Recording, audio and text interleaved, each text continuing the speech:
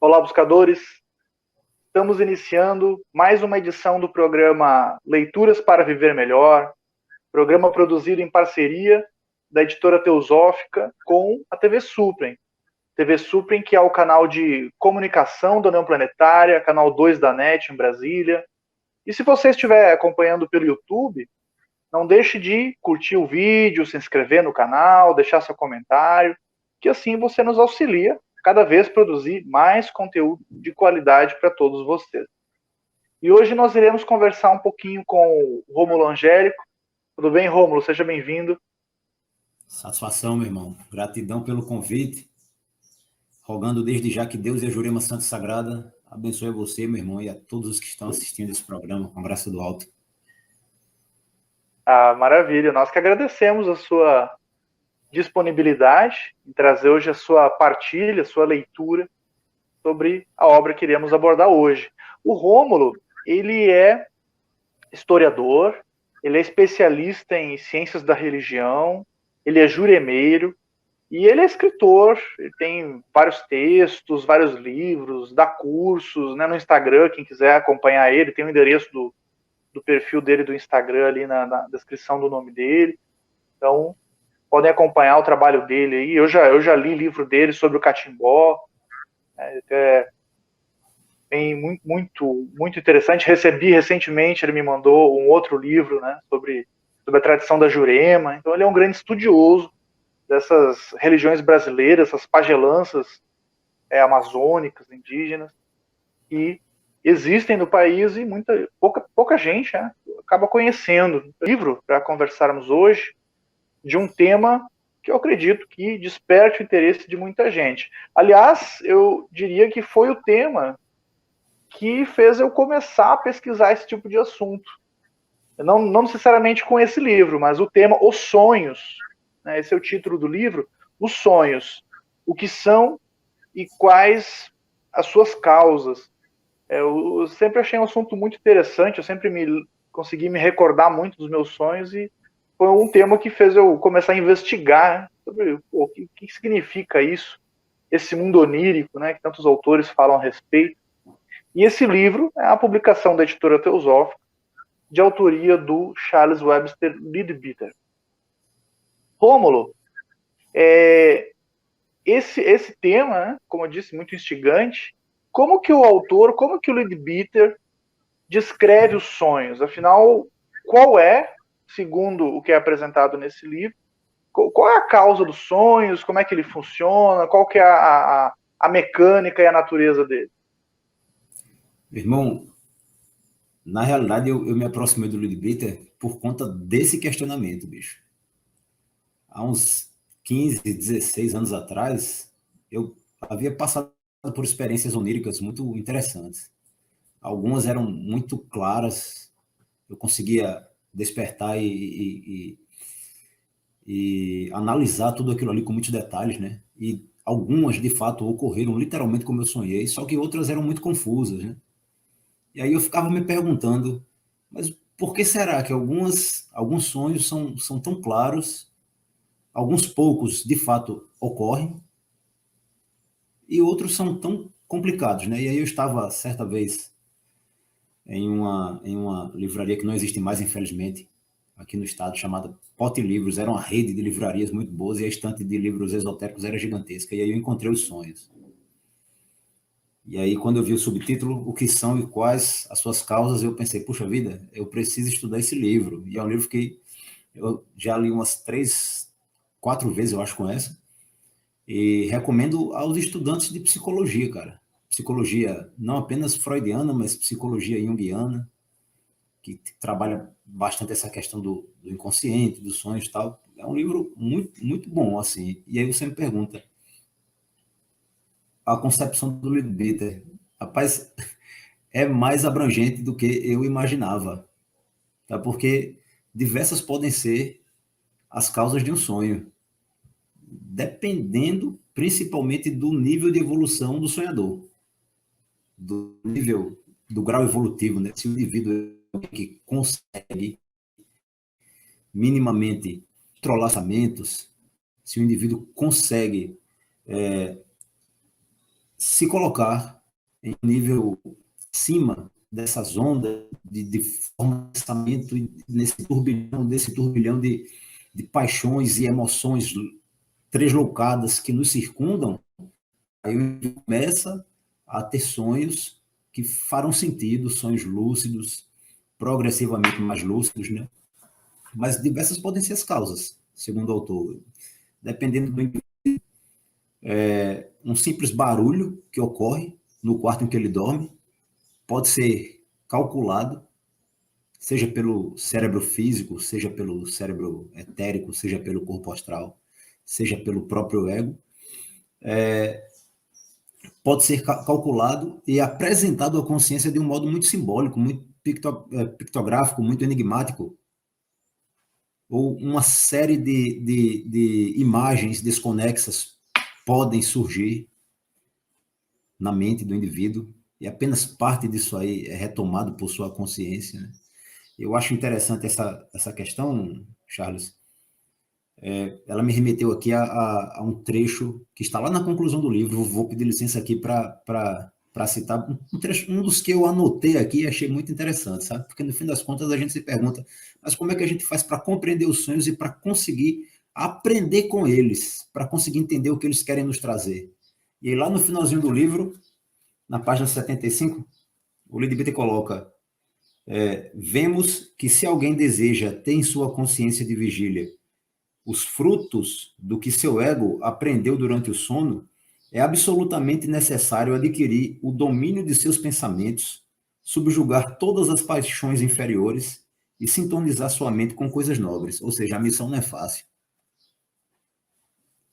A missão não é fácil, e aí o indivíduo precisa estar disposto, né, para poder compreender essa mecânica e usufruir dela de modo positivo, precisa estar disposto a se trabalhar.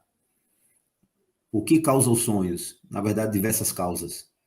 Impressões internas, propriamente do indivíduo, pode divagar, dependendo, consequentemente, como nós falamos, do nível de evolução do indivíduo, né? Sensações no ambiente externo, formas de pensamento que transitam por todo canto, ondas de emoções e de paixões desregradas, o contato com entidades superiores, com instrutores espirituais. Um livro relativamente pequeno, né? Ele tem, qual o total dele de páginas? São 70 e poucas páginas, 80 páginas, né? É um livrinho. Cara, são 78 páginas. É um livro, é uma leitura relativamente rápida. Eu li ele uma vez. Eu lembro que eu fui num parque da minha cidade natal, eu levei o livro junto e fiquei a tarde lá e à tarde eu li o livro. E, claro, ele é curto, mas é uma leitura profunda, né? Muitas vezes eu lia um trecho, aí eu parava, né? Ficava digerindo aquilo que você leu, eu ficava lá olhando a natureza e deixando, né, aquela informação processar. Ele é um livro curto, mas profundo, e que traz tantas concepções, né, como você descreveu aí, várias possíveis causas para a origem, né, dos sonhos, tanto influências internas quanto externas. Você citou um termo que talvez, possivelmente, muita gente que está nos assistindo desconhece. Você falou formas de pensamento que transitam. Poderia, assim, rapidamente dar uma definição do que seriam essas formas de pensamento, só para quem está nos assistindo conseguir acompanhar? Quando nós adquirimos o hábito de pensar constantemente em algo, vamos supor, mais de 10 minutos por dia, pensando em um objeto, por exemplo, em uma situação, a memória se torna uma forma de pensamento. Ela adquire um tempo de vida. Se esse pensamento não for mais alimentado, ele tende a se excluir em nossa própria psicosfera. Porém, se o alimentamos reiteradas vezes, essa forma de pensamento se torna uma espécie de imagem ou ideia autômata. Se torna autômato e vaga. E se alinha com pessoas que estejam pensando de modo semelhante. Então, se alguém, por exemplo, e aí já não é mais um ser humano que, digamos, seja vítima de uma onda de pensamento proveniente de uma outra pessoa, mas se alguém se predispõe a através de um estado meditativo, formular um pensamento e alimentá-lo com suas próprias emoções altruístas, com seus próprios bons sentimentos, com suas verbalizações, sejam mantras ou palavras de efeito, palavras de poder. Essa forma de pensamento ganha vida e pode ser direcionada a alguém ou algum ser, uma planta, um animal. Então, tentando ser mais objetivo, o que é uma forma de pensamento? Seria uma ideia que nós geramos e, através de nossa concentração,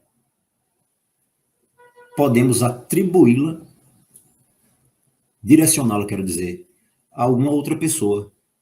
Olha só a responsabilidade, né, que a gente tem até com os nossos pensamentos, né? Então, o que a gente pensa, o que a gente projeta nessa psicosfera mental, como você descreveu, pode acabar influenciando outras pessoas.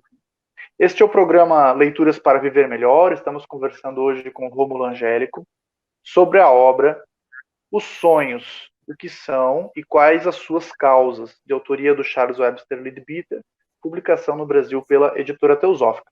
Nós iremos para um rápido intervalo e voltamos daqui a pouco. Até já.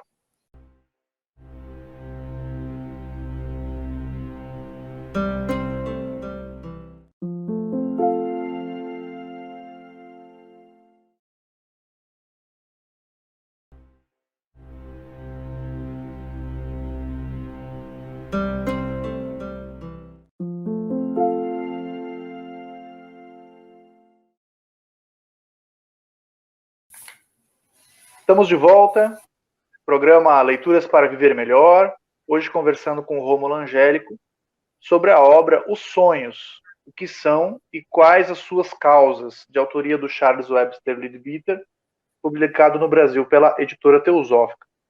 Rômulo, eu sei que em determinada altura do livro, o autor ele apresenta categorias de sonho, tipos de sonho. Então, sonhos premonitórios, sonhos proféticos.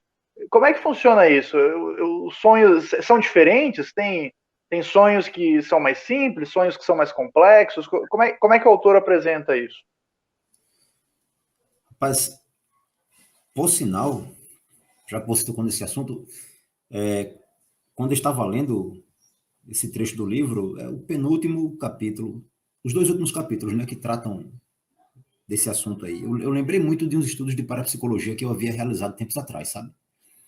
Porque a parapsicologia é uma protociência que se aproxima dos modos de investigação, mas ainda não é academicamente classificada como uma ciência, mas uma protociência.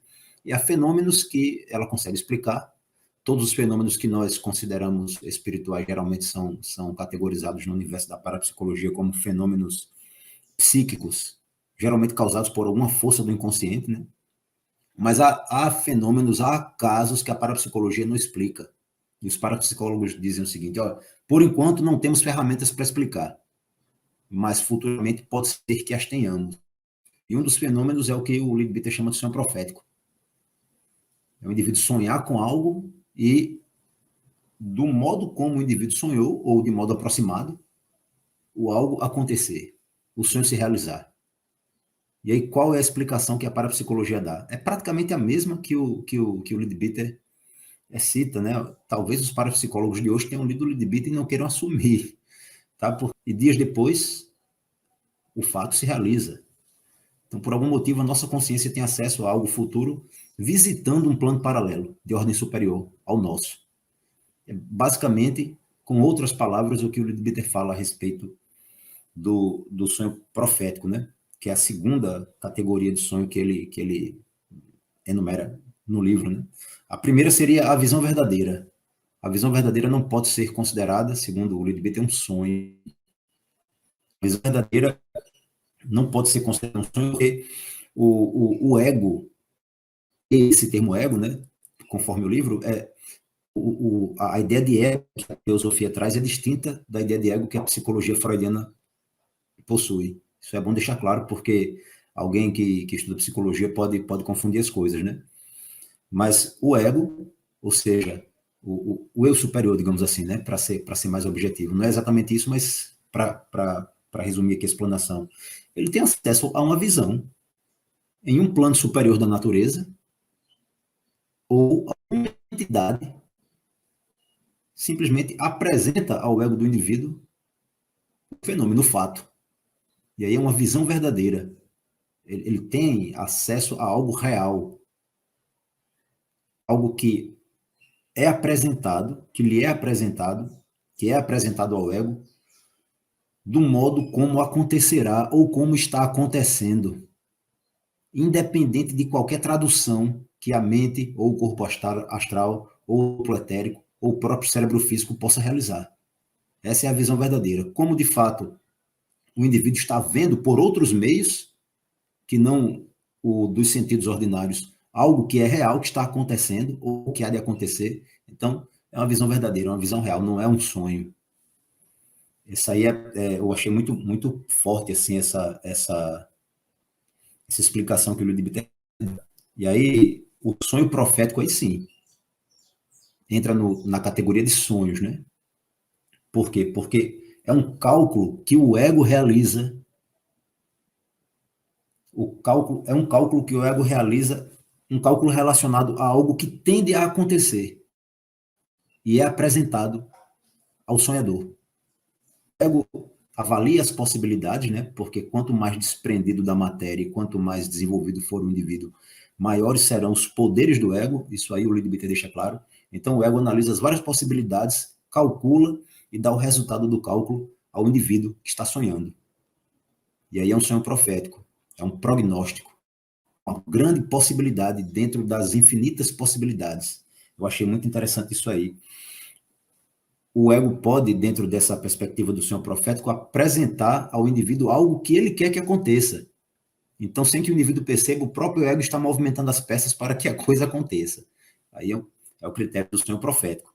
O sonho simbólico também, na minha interpretação, não deixa de ser um sonho, mesmo que parcialmente profético, né? Porque o ego se esforça em transmitir uma informação para o indivíduo, então ele calcula também, ele se esforça em transmitir uma informação para o indivíduo, mas como o indivíduo geralmente não tem o corpo físico, nem o corpo, o duplo etérico, nem o corpo astral, muito menos a mente equilibrados, em harmonia, quero dizer, a informação vem criptografada, ela vem cheia de símbolos, e para traduzir esses símbolos é uma complicação.